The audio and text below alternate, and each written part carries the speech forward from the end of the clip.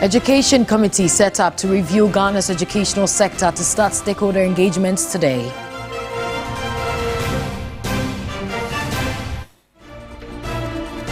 Government honors payment of domestic debt exchange program coupons and builds buffer for future payments.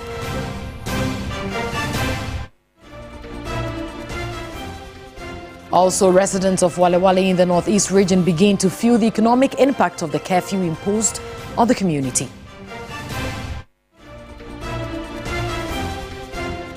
And President Mahama cautions appointees to be circumspect in service to Ghanaians because they will be held to account at the end of their tenure. We have details of this and many more coming up shortly. Please do stay with us. Many thanks for joining us this morning. Let's settle for the details now to a first story. Government's much anticipated National Education Forum, is expected to begin later this morning at Ho in the Volta region. President John Mahama will open the forum, which is on the theme Transforming Education for a Sustainable Future. The nationwide forum, which will end on February 28, 2025, will be structured along zonal stakeholder engagement and town hall meetings under 5 thematic areas, including infrastructure, quality education, regulations, accountability and governance, education financing, and research and data.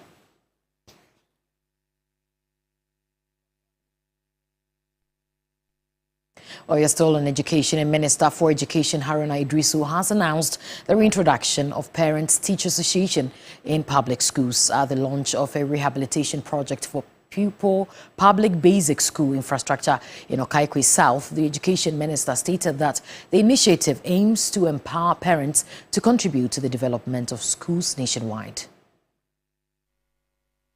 The deplorable state of most public basic schools infrastructure in parts of the country have raised concerns about successive governments' committed investments in transforming the sector. While some schools in northern Ghana beg for urgent state intervention, others in the capital have huge infrastructural deficits. The Bishop Primary School in Bubuashi is one of the many schools in the historic state, yet it remains the preferred choice of formal basic learning institution for pupils in the catchment area. Over the years, rusty roofing sheets of the classrooms have not been replaced. Member of Parliament for the area, Enesa Dumako, has initiated a 79 million cedi project to renovate all deplorable schools in Okaikwe South. This is designed to improve teaching and learning conditions for over 8,000 learners, 350 dedicated teachers across 20 schools in Okaikwe South. We are not just fixing schools. We are building a brighter and prosperous future for the next generation of leaders, innovators, and change makers. Minister for Education Haruna Idrisu acknowledged the widespread phenomenon of poor educational infrastructure, noting that the prevailing situation is an indictment on the state. I accept it as a wake-up call. He is urging government and the states that when we promise free, which the free will mean investment in infrastructure, investment in textbooks and exercise books, investment in the quality of teachers. He assures me again that he will invest in motivating teachers in this particular area to give their best to our young people. The Tamale South Member of Parliament also announced the restoration of the Parents Teachers Association, which was cancelled by the previous administration. I am particularly happy to announce that PTAs will be introduced back into the management of education under the presidency of Excellency Dr. Mahama, to work for parents and teachers to work together to improve learning outcomes in our educational institutions and for PTAs to support our educational institutions. The Education Minister did not only restore PTA, but also reinstated the National Standardized Test for pupils in Primary 2, 4, and 6. The ceremony was graced by the Gamancheni Taki Teiko Chru II, whose desire is to see the retention of Gardangme teachers in Accra to teach the indigenous dialect. What I want to say today is that you train up a girl child, you train up a whole nation. train up a born child, you train up an individual. But today, we want to put this environment into proper state so that you can live in a comfortable environment and be able to produce needed results, to be able to be competitive both locally and internationally with your compatriots.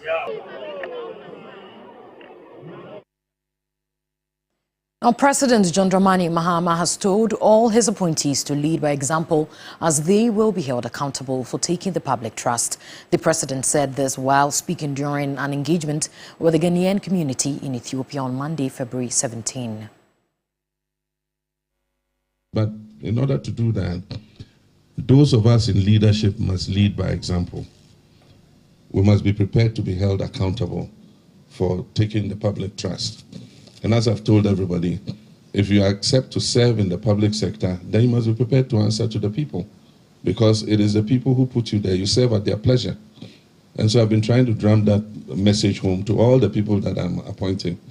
Everybody's excited and running, and have you got a green letter from the president? The green letter comes, the green letter comes with a lot of responsibility and expectation. And I've said that while we hold those who came before us accountable, we should remember that we're also going to be held to account in the same way. And so, amending the Constitution, holding people accountable for the public trust, and making sure that we stabilize the economy and create the opportunity for our young people to work as quickly as possible, that is what the task ahead of us is. We may not be able to complete the process, but at least I'm determined that we lay the foundation and put Ghana on the right track so that anybody else who takes over can continue and consolidate. Now let's take you to the Ashanti region, where after all the back and forth, delegates have finally settled on Yawowusu Obimpe as the Ashanti regional representative on the Council of State. The keenly contested council elections was conducted amidst tense atmosphere. Ibrahim Abubakar, my colleague, has more in the following report. After Tuesday, February 11 incident that saw tax disrupting the Council of State election process at the Regional Coordinating Council, the venue was changed to the Prempeh Assembly Hall for the rerun. With an enhanced security, accredited individuals who wanted to access the voting area had to go through at least 3 security checkpoints. Not even the former Minister of Education, Dr. Yaose Edutrim, and former Asin Central lawmaker Kennedy Ejapon were allowed access to the premises of the voting area. The strict security measures were to prevent unauthorized individuals from entering the voting center, all in a bid to avoid any form of activity that may disrupt the election process. One person who attempted to breach the security protocols was arrested. At the end of the polls, Yawowusu Obimpe was elected with 49 votes. His closest contender, Nana Nkansa Boadu Ayeboafo, secured 35 votes. Yawowusu ekase ene akansie no yenua Yawowusu Obimpe 49 votes and a winner. The Electoral Commission we declared Yawowusu Obimpe as the winner, and then regional rep for Council of States. Revolution has a long way to go, but I stand to say. Edo bibiase esa ba ye beto ye no asumdwe ayede aba na ene yewura Yawowusu Obimpe ye ni se o meye Council of State member obesha ye bose ekwa okono ode enyomapa ebeba Asante ena mebeka regional chairman ho ana kwesi ho no ye de kabo mo ne kroye eba ko mampani mama ho na yina biara o yes o be Asante mamu na mpi before ba ye o manya no ye de kabo mo ne kroye ye say na otumfo na mpuntuo ni akoso aya Asante maye na ka Ghana manyina. Ibrahim Abubakar, TV3 News, Kumasi.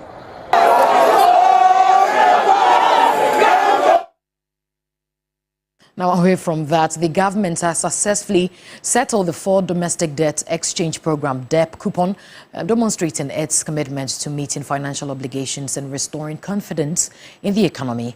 In a statement signed by Felix Kwachiofoso, Minister for Government Communications, he confirmed that the Ministry of Finance, following a directive from President John Dramani Mahama, has honored the payment in cash (PIC) coupon of over 6 billion cedis for all debt bondholders. Additionally, the government has settled the payment in kind portion of over 3 billion cedis, which has been deposited into bondholders' securities accounts in line with the debt memorandum.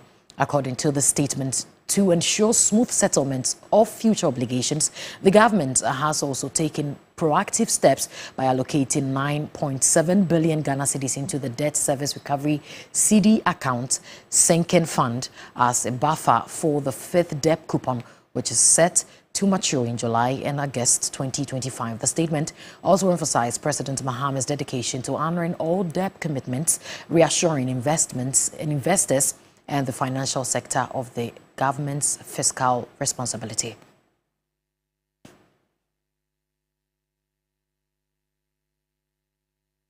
Now let's take you to Northeast region, where residents of Walewale in the Northeast region are beginning to feel the economic impact of the curfew imposed on the community. This crucial trade hub, serving as a vital thoroughfare for goods from Burkina Faso and neighboring border towns like Bumprugu to Togo, face significant disruptions as nighttime activities have come to a standstill. Solomon Kwame sent this report. The imposition of curfew in Walewale has marked an important moment for the region, particularly its economic fortunes.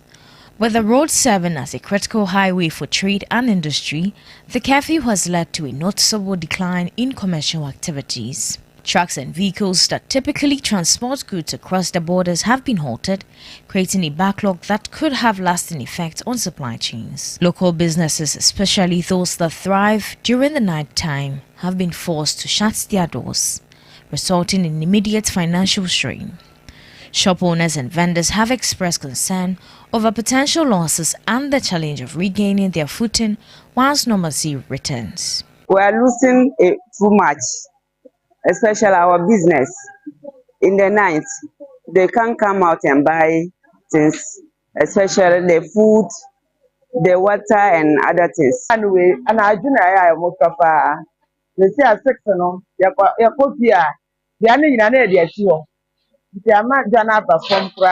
the curfew, while aimed at ensuring public safety, raises pressing questions about the balance between security and economic vitality of the region. The curfew, while aimed at ensuring public safety, raises pressing questions about the balance between security and the economic vitality of the region. As the days progress, community leaders and stakeholders will need to closely monitor the impact of the curfew, advocating for measures that can mitigate the economic fallout while ensuring the safety and well-being of residents. Even then 20 cities or 50 cities, a day they can spend 20 cities, 30 cities.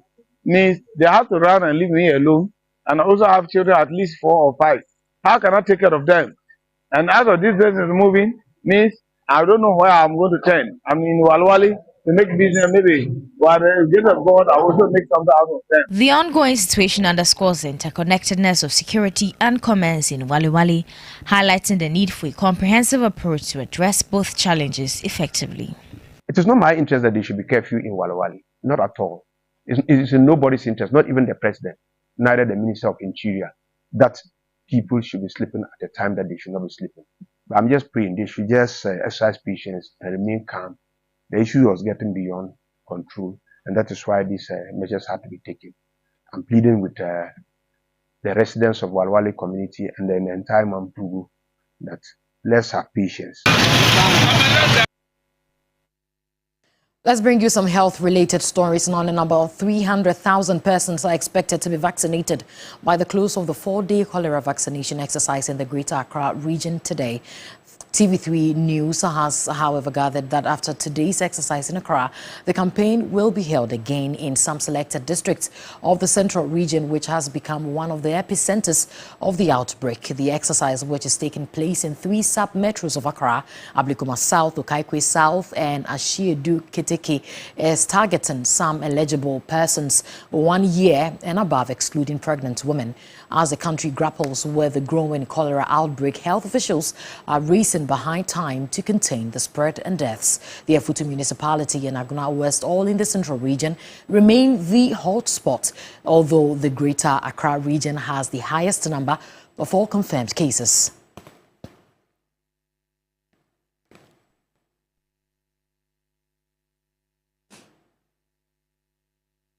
Let's remain on health because 2 more lives have yet been lost to meningitis in the Upper West region, bringing the total of deaths to 16, with 129 suspected cases reported. Correspondent Ibrahim Wangara has more in the development story. As most parts of the region grapple with a daily increase in cases, stakeholders in the region are increasingly worried about the situation. Health authorities report that out of 129 suspected cases, 22 have been confirmed as meningitis. Currently, 29 individuals have been hospitalized with symptoms of the disease, 3 of whom are in critical condition. Despite the dedication of health workers, the number of cases continues to rise weekly. Regional Health Director Dr. Damien Pungunyiri, while explaining the circumstances behind the latest deaths recorded, expressed worry about reporting late to health facilities. Is the late reporting and the atypical presentation of this disease. We have been dealing with a disease that does not transmit easily, but once you get it, it is very deadly. And so it's not like the previous ones that one case can spread to 10 people, and so you have to vaccinate. Unfortunately for this one, there is no vaccine for response vaccination. The Speaker of Parliament and representative of the Upper West Parliamentary Caucus have visited the region to ascertain the situation. To help reduce the impact, Speaker Alban Bagbin supported the Health Directorate with medical consumables worth over 300,000 cedis. What we have here is a little bit in terms of cash, over 300,000. One of our brothers who is working at the Kulubu Hospital, Dr. Don, was the one who led me to try to identify those that were critical, those that were potent, and those that were very effective and visited in the region. On his part, Upper West Regional Minister Charles Luanga Pozin said he is working with other partners to ensure the region gets out of the situation. On Friday, 14th February, on behalf of the Health Directorate and the region, I received a sum of 100,000 Ghana cedis from the National Lottery Authority based on a request we had made after our meeting on the 10th to also assist financially in terms of how vehicles and other activities will be carried out.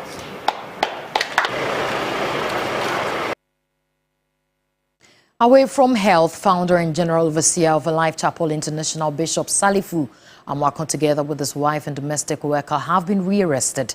This is shortly after prosecutors withdrew charges filed against them regarding their roles in his son's accident, which resulted in the deaths of 2 girls. Lord Edwasare reports. The suspects, Prophet Elisha Salifu Amwakon, his wife Moha, and a domestic worker, Linda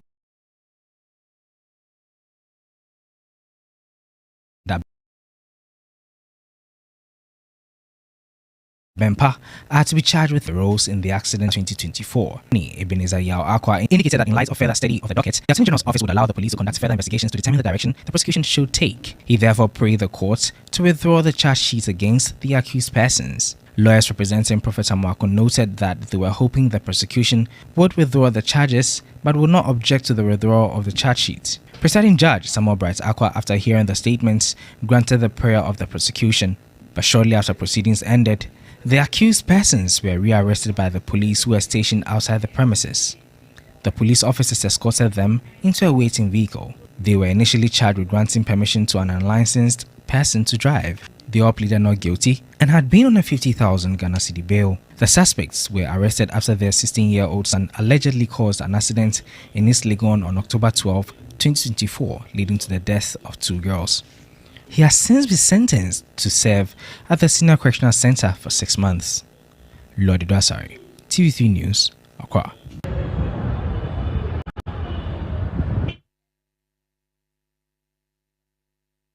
Let's bring you a quite disturbing story where around 52 kiosks have been consumed by fire in the slum community of Tantra Hills. The community is in shock, with residents grieving the loss of their belongings and facing the harsh reality of homelessness. Although the fire service has managed to control the flames, the damage has already taken a heavy toll. Right here in Tantra Hills, St. John's, there has been significant fire that has erupted.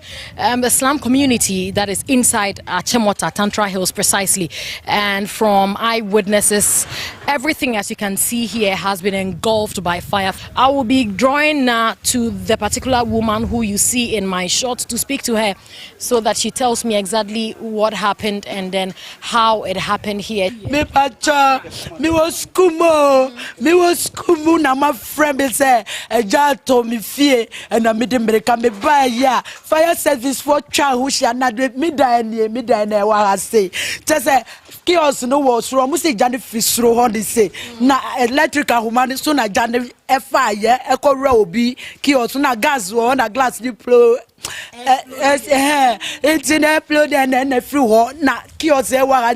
I just spoke with Lucy Lovey, and Lucy is staying here where the fire just happened. In fact, taking literally everything, and she explains that there was an electrical problem here, and it entered into a particular kiosk where there was some gas and it exploded. And when the fire service got here, unfortunately, they could not douse the fire completely because the place was scattered and they could not enter. They were actually blocked from entering, and then everything is burnt. She is a mother, she was in school, and she could not get anything to take home, to take away from her house, her money, everything is burnt to ashes. I can't really tell because I was at the workplace when they called me to come, my landlord called me to come, and then there is fire outbreak. Before I could come, everything is gone. So all your belongings, everything is vanished. Yeah, I was able to take some out. But my colleagues and my neighbors, everything is gone. As you can see, everything. So where do you plan to sleep tonight? I'll go back to the workplace. Into be friend before to say I had mush into because of bois and I'm dimmy by a sampa. The biashi.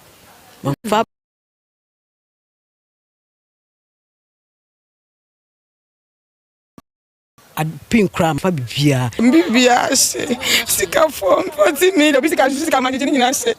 We got a fire call around this afternoon that there was a fire here at Tantra Hill around 2 p.m. And we've been moved, especially on your platform and in many other platforms, the lack of a fire station within a big area like this.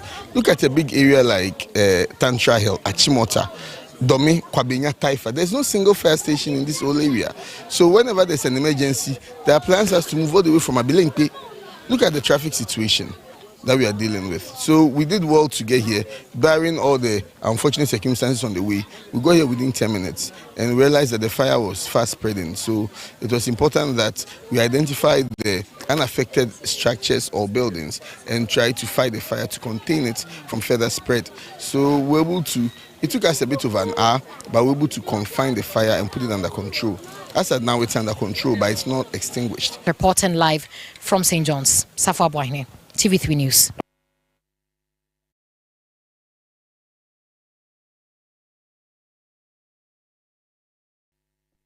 And this is how we end the bulletin on this sad note. But New Day continues right after the break with Cookie Tea and the team. Many thanks for listening and joining us. Have a good day.